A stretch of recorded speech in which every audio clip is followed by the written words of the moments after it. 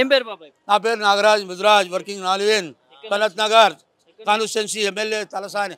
మేము ఆయన మనస్ఫూర్తిగా కోరుకుంటున్నాం. ఇప్పుడున్న పరిస్థితుల్లో సర్కార్ రివైజ్ సర్కార్ నడుస్తున్నాయి తప్ప వేరే ఏం లేదు. మేము తెచ్చిన స్కీములన్నీ ఆయన విత్డ్రా చేసి రేవంత్ సర్కార్.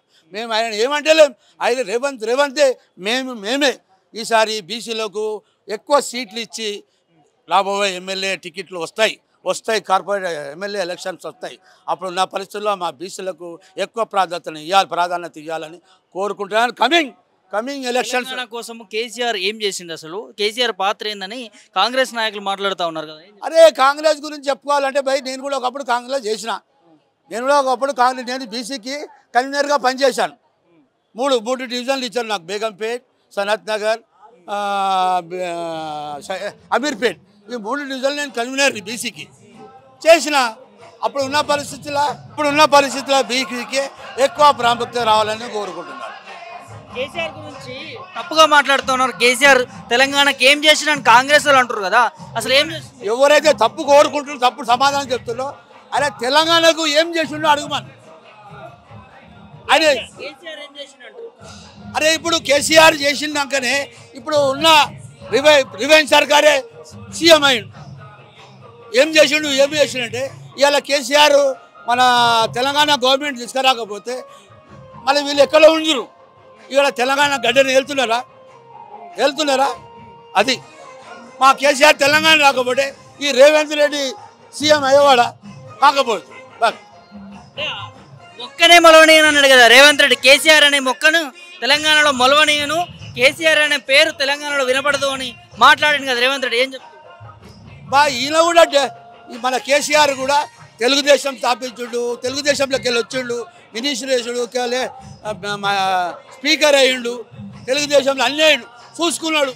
మనకు లాభం లేదు, నా తెలంగాణకు ద్రోహం జరుగుతుందని పక్కే జరిగి ఆయన పార్టీని స్థాపించి కొట్లాడి వేసి చూసి సత్యాగ్రహం చేసి సావు నోట్ల తలకాయ పెట్టి మళ్ళీ బయటికి వచ్చిండు. ఆయన తెలంగాణ బాపూజీ.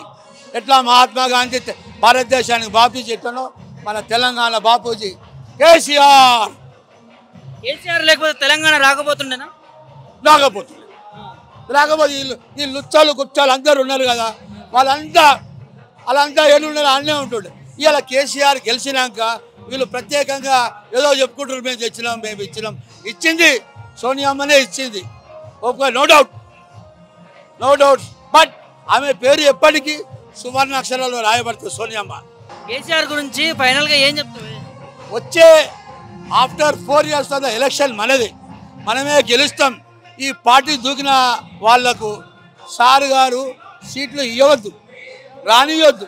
వాళ్ళు రానియాగల మాయాసుంటోళ్ళని ఎక్కువ ప్రోత్సహించి వాళ్లకు టికెట్ ఇచ్చి బీసీలకు ఇచ్చి నవ యువకులకు పోటీ చేయాలి, గెలిపించుకోవాలి. మనం కేసీఆర్ని సీఎం చూడాలి. కానీ మా బీసీకి అరే భయ్ మీదికి దూరానికి బాగానే ఉంటుంది. నున్నది కొండ దూరంకి వెళ్ళి చూస్తే నున్నగా ఉంటుంది. దగ్గరికి పోతే ఏమున్నాయో అందరికీ తెలుస్తుంది. ఇలా ఏం లేదు, గోల్ మాల్ ఏం లేదు. 2000 4000 చేసిండు, మళ్ళీ వచ్చినాయా? తులం బంగారం వచ్చిందా? రాలేదు. కేసీఆర్ కిట్లు వస్తున్నాయా? రైతు బంధు వస్తున్నదా? వస్తలేదు. ఒక్కడిని మెచ్చుకుంటా, ఆయన కేసీఆర్ అందరికి ఇచ్చాడు. పాడు భూములు పడావు భూములకు అన్నిటికి ఇచ్చాడు.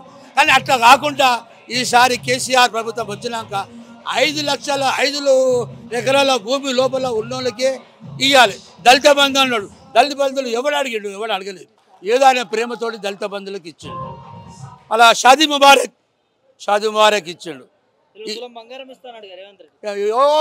తులాలు ఇచ్చాడు. మన ఇండియా బంగారం సరిపోదు, మన తెలంగాణకి ఇస్తే. మన తెలంగాణకు తులం బంగారం ఇస్తే మన ఇండియన్ సర్కార్ దగ్గర ఎంతకైతే బంగారం ఉన్నదో ఆ బంగారం సరిపోదు. ఎవరికి ఇచ్చిండు, ఎవరికి పీకిండు, ఎవరికి ఇచ్చింది లేదు. అది ఉత్తగా స్టేట్మెంట్లే తప్ప వేరే ఏం లేదు. తెలంగాణ భవన్కి వచ్చినావా? కేసీఆర్ బర్త్డే వేడుకల్లో పాల్గొంటున్నావా? తెలంగాణ భవన్కి కేసీఆర్ బర్త్డే సందర్భంగా ప్రతి సంవత్సరం వస్తామన్నా. ఈ సంవత్సరం ఘనంగా జరపాలని వచ్చినాను. కేసీఆర్ సందర్భంగా ఇప్పుడు ఈ కేసీఆర్ నిండి 100 100 సంవత్సరాలు బతకాలని కోరుకుంటున్నాను. కేసీఆర్ లేని లోటు ఇప్పుడు మాకు కనబడుతుంది. మా కేసీఆర్ ప్రభుత్వం వస్తే బాగుండు. ఈ ఒక్కసారి ఏం కనబడుతుంది లోటు? వారంటీ లేని గ్యారెంటీలు 6 ఇచ్చిండు రేవంత్ రెడ్డి గారు. పింఛన్లు ఇస్తా అన్నాడు 6,000. వికలాంగులకు ఏం లేదు, బ్యాట్లకు పోస్టులు లేవు, అలాంటివి ఏం లేదు చెప్పుకుంటా పోతే. కానీ మేము బతకలేకపోతున్నాము. మా కేసీఆర్ దేవుడు ఇచ్చిన అదే 4,000 రూపాయలు ఇస్తున్నారు పాతయే. కానీ మరి 6,000 ఇస్తా అన్నాడు కదా, మాట తప్పిండు, ఇంకా వరకు ఇవ్వలేదు. కాబట్టి కేసీఆర్ ప్రభుత్వం మళ్ళా రావాలి, మేము సుఖంగా బతకాలి. మళ్ళా ఈ కేసీఆర్ పుట్టినరోజు సందర్భంగా నేను తెలంగాణ భవన్కి రావడం జరిగింది. కేసీఆర్ మళ్ళీ రావాలంటున్నారు. ఒకవైపు కేసీఆర్ రాడు, ఇక 15 సంవత్సరాలు 10 సంవత్సరాలు ఉండేది మేమే అని చెప్పి వాళ్ళంటా ఉన్నారు కదా. లేదు అది కానీ ఎప్పుడో ఎలక్షన్లు వచ్చినా తప్పకుండా మన కేసీఆరే గెలుస్తాడు, బీఆర్ఎస్ తప్పకుండా వస్తుంది. ఇది నేను హామీ ఇస్తున్నాను. ఎందుకంటే మాకు ఇప్పుడు 1 సంవత్సరం లోపే ఏర్పడ్డ ప్రాబ్లం. వారంటీలని గ్యారెంటీలు ఇచ్చారు కదా, 6 గ్యారెంటీలో ఏం లాభం? ఏం లేదు. ఏం సుఖపడతారు పబ్లిక్? దాంట్లో వికలాంగులు కూడా చాలా బాధపడతారు. నమ్మి ఓట్లేసారు కదా మార్పు రావాలని. మార్పు వస్తుంది అనుకున్నాం, కానీ ఇలాంటి మార్పు వస్తుంది అనుకోలేదు. ఇలాంటి మార్పు వస్తుంది అనుకోలేదు. ఎట్లా మరి రేవంత్ రెడ్డి పాలన? రేవంత్ రెడ్డి పాలన ఏం చెప్తాం? వారంటీలని గ్యారెంటీలే ఉన్నాయి. 6 గ్యారెంటీల వికలాంగులకు మెయిన్. మేము మందుల ఖర్చులు లేక కొందరు బిల్కుల్ పల్లెలో చూస్తే వాళ్ళ పరిస్థితులు దీనమైన పరిస్థితి ఉన్నది. కనీసం 6,000 వచ్చినా కూడా మాకెంతో హిమ్మతి, మేము బతకగలుగుతామనే ఆశ లేకుండా ఉన్నది. అదే కేసీఆర్ గారు ఇచ్చిన 4,000 రూపాయలే మాకు దక్కుతున్నాయి. మరి 6,000 రూపాయలు ఇస్తాన మాట తప్పిన కాంగ్రెస్ ప్రభుత్వం.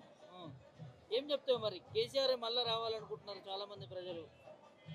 చాలామంది ఇప్పటికే కేసీఆర్ రావాలి, కేసీఆర్ తప్పకుండా మళ్ళీ ముఖ్యమంత్రి అవుతాడు, ఎప్పుడు వచ్చిన ఎలక్షన్లు మేము రెడీ ఇప్పుడు గెలిపించుకోవడానికి. మార్పు చూసినాము, ఇక చాలు 1 సంవత్సరం. మళ్ళీ ఎప్పుడు వచ్చినా మా కేసీఆరే గెలుస్తాడు. మళ్ళీ బీఆర్ఎస్ ప్రభుత్వం తప్పకుండా వస్తుంది.